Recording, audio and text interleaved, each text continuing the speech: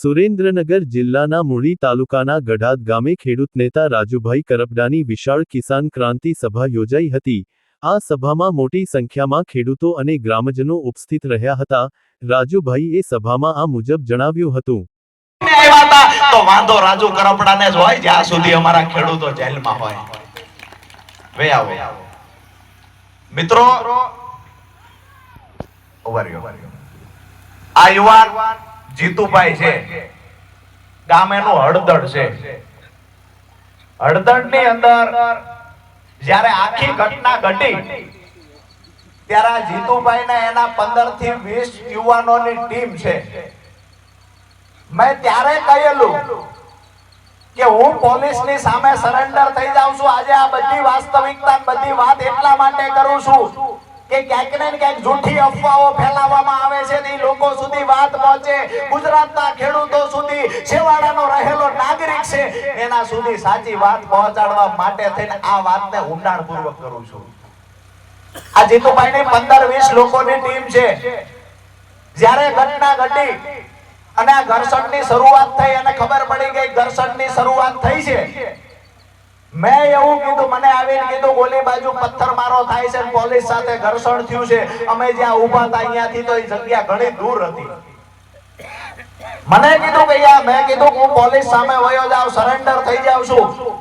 ખરેખર આ જગ્યાએ મારે હાજર થઈ જવું જોઈએ। આ લોકોની 15-20 જણાની ટીમ હતી, એને એવું કીધું જો રાજુભાઈ લઈ જાય તો અમારા ગામની આબરૂ સુરે, અહીંથી રાજુ કરપડાને કોઈ લઈ જાય નહીં।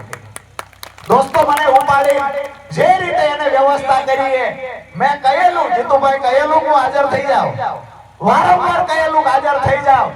જીતુભાઈ એની ટીમ અને એના ઘરમાં રહેલા બહેનોએ એને ફોન કરીને કીધેલું કોઈ પણ સંજોગે રાજુભાઈ હાથમાં ન આવે, જોઈજો છોકરાઓ તમારે આવી જવું પડે તો આવજો।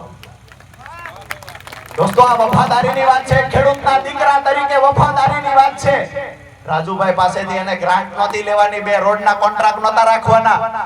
આજે પણ એ માણસ આખું આયોજન જે થયું એ આયોજનમાં ક્યાંક ને ક્યાંક આ ભાઈનું નામ FIR માં પણ હતું અને સૌથી મહત્વની ભૂમિકા એની એ હતી કે રાજુભાઈ કરપડાને ગામમાંથી બહાર કોઈ મૂકવા ગયું હોય ત્યાં જીતુભાઈ ગયા છે ને એવો ગુનો એના પર દાખલ થયો હતો। એમના પપ્પાને મેં ફોન કર્યો, જ્યારે હું અહીંથી નીકળી ગયો તો હજુ હાજર નહોતો થયો, મને ખબર પડી કે એને પોલીસ ગોતે છે। એના પપ્પાને મેં ફોન કર્યો કે ખરેખર નામ જીતુભાઈ નું આવ્યું છે, હાચવીને રાખજો, ક્યાંક ને ક્યાંક મારો ગુસ્સો એના પર ઉતારશે। એના પપ્પાએ કીધેલું કે રાજુભાઈ તમે હાચવીને રહેજો, મારા દીકરા 3 છે, એક જેલમાં વિયો જાય કોઈ વાંધો નથી। ક્યાંક ને ક્યાંક આ વ્યક્તિઓને આ વાતને એટલા માટે વાગોળવી પડે। ઘણા લોકો કહેતા કે રાજુ કરપડા ત્યાંથી ભાગી ગયા, એને કહીએ છીએ કે અમારા ખેડૂતોને આજે અમે સાથે રાખ્યા છે। જેલમાં શું બન્યું છે એ કહેવા માટે પણ કામ કરવામાં કોઈ ઉપર કેસ થયા હોય તો આ ખેડૂતનો દીકરો ને તમારો ભાઈ રાજુ કરપડા ઉપર થયા। દોસ્તો, કઈ રીતે તમે ડરપોક બતાવી શકો, કઈ રીતે તમે ગદ્દાર બતાવી શકો? જેની ઉપર એક પણ કેસ પાર્ટીમાં આવ્યા પછી નથી થયા, એ લોકો આપણને એવું કહે છે કે તમે કેસથી ડરો છો। આમ આદમી પાર્ટીમાં સૌથી વધારે FIR વહોરી હોય તો આ રાજુ કરપડાએ વહોરી છે।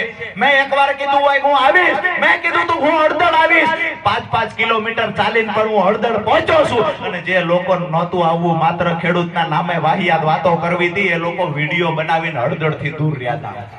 અમે એ લોકો નથી કે વેદનાની ડાયરી ગામે ગામ ફરીને લખીએ અને ચૂંટણી ગયા પછી ડાયરી હવેળીએ સડાવી દેનારા લોકો અમે નથી। અમે ખેડૂતો હાટું જીવ પાથરી દેનારા લોકો છે। ઘણી બધી વાતો થઈ હતી, 15 મુદ્દાઓ આપવામાં આવ્યા હતા, એફિડેવિટ કરવામાં આવ્યું હતું, એક પણ મુદ્દો પૂરો થયો છે ખરા? ખેડૂતો માટે એક પણ કામ કર્યું હોય એવું તો બતાવો। કાંઈ કર્યું નથી, તેમ છતાંય અમારા ગુજરાતના ખેડૂતોને ગુમરાહ કરે છે। ક્યારેક ક્યારેક મને પણ દુઃખ એ વાતનું થાય છે કે આપણા ખેડૂત પણ આમની વાતમાં કેમ આવી જતા છે? આપણા ખેડૂતોનો જે વિશ્વાસ છે, મારી તમારી આત્મીયતા છે, એને ક્યાંક ને ક્યાંક ઠેસ પહોંચાડવાનું કામ થઈ રહ્યું છે। દોસ્તો, વધારે વિશેષ વાત કાંઈ નથી કરવી। આવનાર દિવસોમાં ખાતરી આપું છું કે રાજુ કરપડા જીવશે ત્યાં સુધી ખેડૂતોના હિતની લડાઈ લડશે।